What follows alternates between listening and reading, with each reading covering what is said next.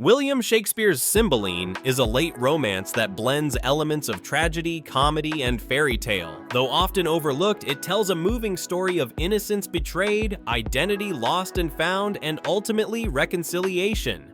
At the center of the story is Imogen, daughter of King Cymbeline of Britain.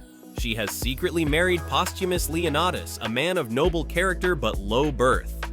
Cymbeline, proud and class-conscious, had wanted her to marry Cloten, the son of his ambitious and wicked second wife, the Queen. Outraged by her marriage, Cymbeline banishes Posthumus from court. Posthumus flees to Italy, heartbroken but believing in Imogen's love. In Rome, he meets Iachimo, a smooth-talking nobleman who mocks Posthumus's faith in Imogen's virtue. Posthumus, overly confident and naive, wagers that Iachimo could never seduce her. Iachimo accepts and travels to Britain. Though Imogen firmly rejects Iachimo's advances, he sneaks into her bedchamber at night, hiding in a chest. There, he observes intimate details, like a mole on her body, and steals a bracelet Posthumus had given her. With these as false proof, Iachimo returns and convinces Posthumus that Imogen has betrayed him. In a fit of wounded pride and jealousy, Posthumus writes to Pisanio, his loyal servant, ordering him to murder Imogen. But Pisanio, convinced of Imogen's innocence, shows her the letter and spares her. Instead, he helps her escape. Imogen disguises herself as a young boy named Fidele and travels to Wales, hoping to find Posthumus. Along the way, she meets a kind, rustic family, an old man and two young men who take her in. These three are not who they seem. The old man is Belarius, a nobleman who had been wrongly banished by Cymbeline years ago. In revenge, he kidnapped the king's two infant sons, Guiderius and Arviragus, and raised them in the wilderness.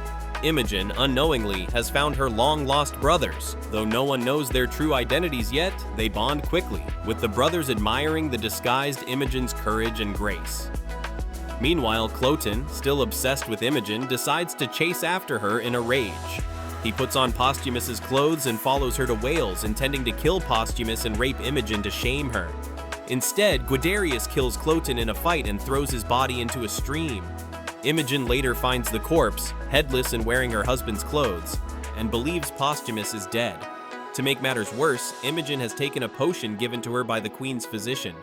The Queen, plotting to kill her, believed it was poison, but the physician, suspecting her evil, had secretly substituted a sleeping draught. Imogen collapses and appears dead. She is laid beside Cloten's body.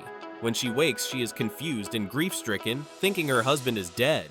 She eventually ends up in the Roman camp, still disguised as Fidele, and is taken in by Lucius, a Roman general, as a page.